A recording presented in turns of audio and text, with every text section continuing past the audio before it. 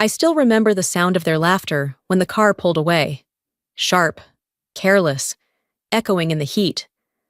They said it was a joke, but as the dust burned my throat and the road stretched empty for miles, I realized something I should have known long before that moment. They hadn't left me by mistake. They left because it was easy, because I was easier to forget than to love. My name is Clementine, and that was the day I stopped waiting for anyone to come back. The sun hit the earth like fire. Heat waves shimmered across the cracked asphalt as I stepped out of the tiny gas station, dust curling around my shoes.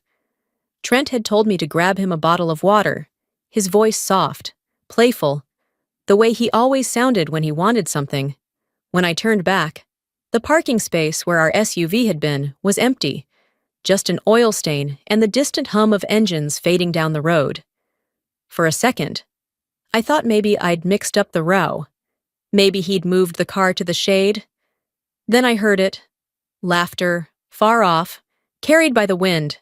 His laugh, high, familiar, cruel in a way I'd never really heard before. I ran, the sand slicing at my ankles. "Trent! Wait! Trent!" My voice cracked in the heat. The sound went nowhere, lost in the open desert. Inside the store, the clerk barely looked up. Outside, I stared at the road until my vision blurred. My phone buzzed once before the battery died. A text from him. "Don't be mad, babe. Just a prank." My throat closed. That stupid emoji smiled up at me while the screen dimmed to black. 10 minutes? 30? 2 hours? No headlights? No one came. By the time I stopped counting, the sun was beginning to fall, the air still heavy with silence. A minivan slowed on the shoulder. The window rolled down, and a woman's voice cut through the emptiness. "Sweetheart, did they just leave you here?" I couldn't speak. I just nodded. She unlocked the door. "Get in. Nobody deserves to be stranded like this." As we pulled back onto the highway, the gas station shrank to a blur in the mirror. Somewhere in the van, I caught the faint scent of dried lavender. It lingered in the air, soft, calm, alive. I watched the horizon swallow the road ahead and whispered, almost to myself, "I don't know where I'm going. I just know I'm not going back." Some days, what saves you isn't kindness. It's the last flicker of faith burning out. The drive to Silver Springs felt endless. The farther we went, the more the desert gave way to quiet hills and empty roads. By the time Nora's van rolled into town, the sun had dipped behind the mountains. Silver Springs was small, just a handful of faded houses, a diner, and a single bus stop with a flickering light. I borrowed a payphone outside the post office, the kind that smelled like dust and rusted coins. My fingers hesitated over the keypad. There was only one number I still remembered, Walter Mendez. He answered on the second ring. His voice hadn't changed, steady, low, the kind that always sounded like he knew the truth before you said it. I told him nothing, only where I was. 2 hours later, his old pickup pulled up beside me. He didn't ask what happened. He never did. He just opened the door and said, "If you've come back, stay. Let the wind take care of the rest." The house sat in the middle of a lavender field, the blooms pale under the dying light. The air smelled sweet, like forgiveness I didn't deserve. That night, I slept for 3 days straight, dreamless, for the first time in years. When I woke, the world felt slower. Walter brewed coffee while the bees hummed outside. I washed my face in the rain barrel and caught my reflection in the water, sunburned, cracked, alive. "I'm still here," I whispered, "and that's something he'll never control." That evening, Walter placed a few papers on the table. "If you need a clean start, take my name. No one needs to know who you were." I signed without hesitation, Clementine Mendez. The past ended in ink. Later, while sorting through the old bedroom, I found a worn notebook from high school. Between its pages, a letter in my mother's handwriting. "Don't let anyone turn your smile into their prop. If they do, leave, even if you don't know where you're going." The paper smelled faintly of lavender. The words blurred as a single tear hit the word, leave. That night, Walter and I sat on the porch. He handed me a mug of hot cocoa. Neither of us spoke. The sky stretched dark and endless above the purple fields, a single owl calling in the distance. For the first time in years, I felt peace. And the silence, it was the most beautiful sound I'd ever heard. 6 months passed quietly, the kind of quiet that seeps into your bones and teaches you to breathe again. I built routines, planting, pruning, sketching irrigation lines on crumpled paper. At the weekend market, they called me Clem, the lavender girl. No one asked where I came from. They just asked, tea or coffee, and smiled when I said tea. I learned how to smile back, genuinely this time. I stopped wearing the ring. I stopped saying we. There was only I, and somehow that word felt enough. One rainy night, thunder rumbling over the hills. I opened my laptop for the first time since the desert. On impulse, I typed his name, Trent Draper. The top result, prank gone wrong, my wife lost it. The thumbnail froze on my face, mouth open, eyes wild. The clip played, my voice calling his name, his laughter echoing. 4.2 million views, comments scrolling fast. She's overreacting. It's just a joke. I didn't cry. I didn't even flinch. This isn't pain anymore, I whispered. This is evidence. I closed the browser, deleted the app, and opened my old journal. In a shaky hand, I wrote one line. One day, I'll take back my name. I set a bundle of dried lavender on the table, its scent filling the room like a quiet promise. The kind you make not out of anger, but out of survival. I wasn't looking for revenge. I just wanted back the one thing I'd given away too easily, my own respect. The market buzzed with chatter and country music as I lined jars of lavender along the table. A sudden crash broke through the hum. Someone had fallen. A man lay at my feet, blood seeping through his blue shirt. I pressed a towel to his shoulder. "Can you hear me?"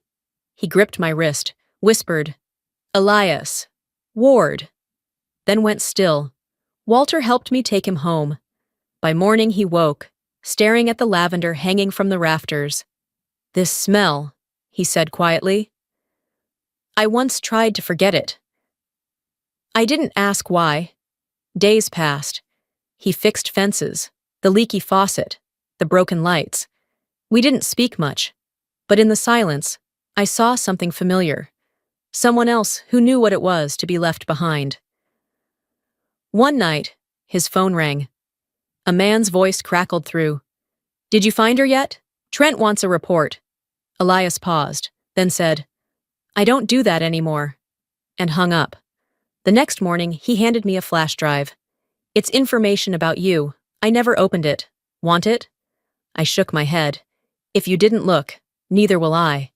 That was the first time I trusted someone again. That night, I wrote, "Maybe he was sent to find me, or to remind me I was still worth finding." Walter turned on the TV. Brielle's voice rang out, bright and cruel. "Welcome to Prank Your Partner. Remember when my brother left his wife in the desert?" Laughter filled the studio. My face flashed on screen. His voice joked, "Good luck finding your way back." The room spun. My glass cracked in my hand. By morning, justice for Clem was everywhere. Half the internet forgave him. The other half wanted me to speak. No one asked how it felt. Outside, I stared across the lavender field. "The whole world's talking about me," I said. Elias replied softly, "But none of them are listening." Later, a journalist called, asking for my side. I said no. Elias looked at me. "If you stay quiet, they'll keep laughing at the next woman." That night, I opened the video again, froze it on Trent's grin, and whispered, "You don't get to tell this anymore." Then I typed one email. "I'll take the Santa Fe job, if it's still open." This time, I wasn't hiding. I was stepping toward the noise. 3 years had passed since I'd left Silver Springs behind. When I stepped off the train in Santa Fe, the air smelled of pine and fresh paint, the kind of scent that hinted at new beginnings. No one here knew who I'd been before. To them, I was just Clementine Mendez, hired to design a memorial garden for fallen firefighters. Elias met me at the site, his expression serious. I told them not to film, he said quietly. But there's a documentary crew. About what? People rebuilding their lives. I nodded, unaware that among those faces behind the cameras was a ghost I thought I'd buried. When the meeting began, a familiar voice cut through the room. Thank you for being here today. I'm honored to support the Healing Heroes Foundation. I froze. Trent Draper stood at the podium, smiling that rehearsed smile, the same one he'd used to sell laughter built on my humiliation. My pulse slowed to ice. Afterward, he cornered me by the doorway. Clem, you look good. You've changed. Not because of you. I'm sorry. For losing me, or for losing your audience? Before he could answer, Elias appeared beside me, hand resting lightly on my shoulder. Trent's face stiffened. For the first time, he looked small.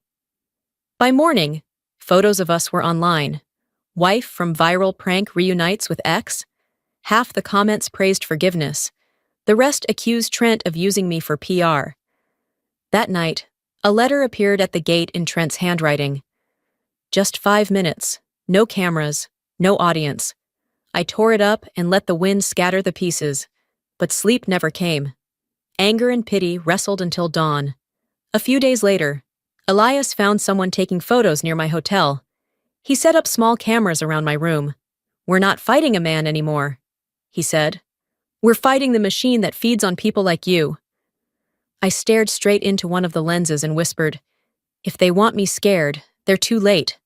The night heat hung thick over Silver Springs. I'd gone home for a short rest. Walter was cutting lavender by lantern light. Elias still in Santa Fe. Around 1 a.m., the smell hit. Sharp, chemical, wrong. Outside, the field glowed orange. Flames raced through rows of lavender, snapping dry stems like bones. Walter shouted for water. Together we fought the fire with hoses and buckets, but the wind was faster. A small explosion burst from the tool shed, lighting the sky.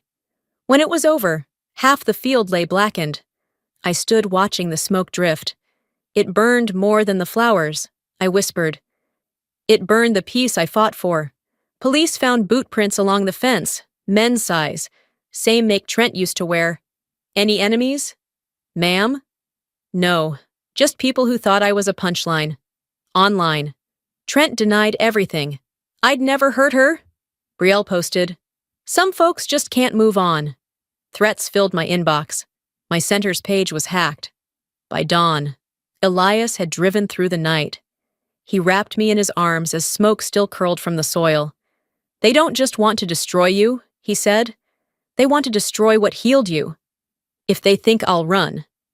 I said, voice trembling. They forgot I survived the desert. Later, Elias checked the security footage. On the grainy screen, a figure moved through the field, a slim build, baseball cap, gas can in hand. As the person turned, the light caught a tattoo on the neck, a snake coiled around a crescent moon. Brielle's tattoo. We took the evidence to the police. Brielle claimed deep fake. The internet roared in confusion. Elias looked at me. She's not worth your fear, but she's worth ending. That afternoon, I sat across from a lawyer and signed the complaint. I'm not doing this for revenge, I said quietly. I'm doing it because silence keeps people like them alive. The pen scratched across the paper. My hand didn't shake. The fight had already begun. The courthouse in Santa Fe buzzed with voices and camera flashes. Reporters lined the hallway. Microphones poised like weapons. On the wall, a digital screen displayed the words, Draper versus Mendez, emotional defamation case. I straightened my navy blazer as the crowd parted. Elias walked beside me, silent but steady. I drew a breath deep enough to keep my knees from shaking. Today, I whispered to myself, I'm not the victim. I'm the witness. Inside. The trial began. My attorney outlined the case. How the gas station prank video had resurfaced, racking up 60 million views. How Brielle's podcast mocked me by name. How my silence had become their marketing.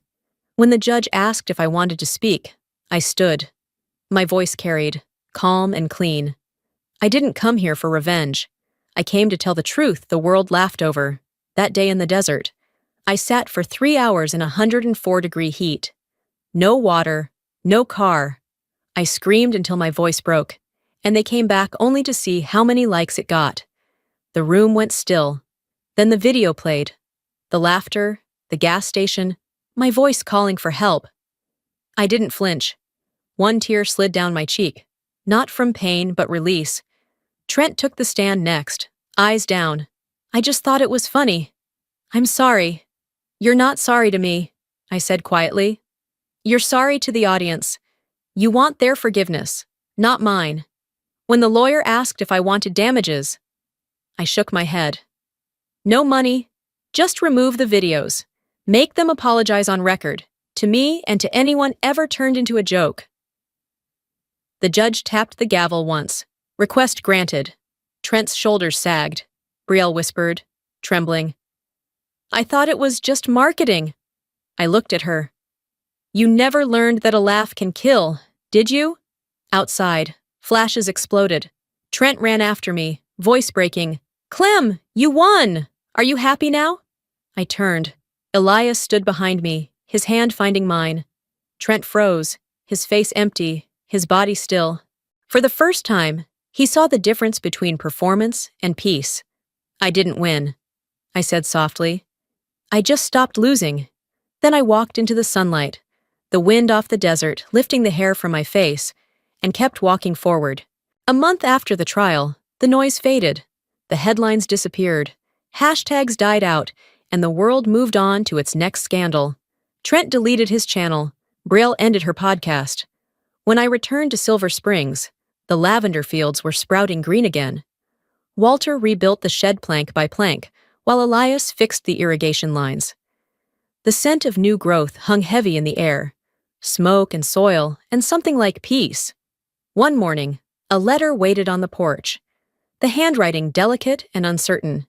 To Clementine Mendez, B. Inside, Brielle wrote, I didn't understand shame until the world laughed at me. I don't expect forgiveness.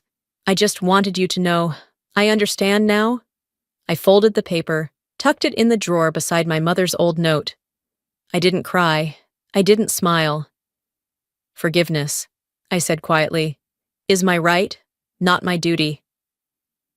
Weeks later, a news headline flashed across my phone. Trent Draper sells assets, leaves the country to find himself. No one seemed to care. At least he finally learned how to leave, I murmured. 5 years too late. With the fire long gone, we built something new. The Quiet Garden Initiative, a place for women who'd been mocked or humiliated online to start again. I taught them to dry lavender, to blend teas, to breathe through the silence. Flowers don't need applause, I told them. They just need light. A reporter came one afternoon, camera in hand. If he came back to apologize, she asked, what would you say? I smiled. I don't need his apology to be at peace. I just need his silence so others can speak. Elias snapped a photo of me with the students, sunlight spilling across my face. The picture went viral with one caption. She built peace from ashes. And for the first time, the internet laughed softly, not in mockery, but in respect. Morning light spilled over rows of lavender, their purple haze rippling beneath the hum of bees. The scent drifted through the open window as I poured tea, watching Elias repair the garden hose while Walter read the paper on the porch. I finally understand, I whispered.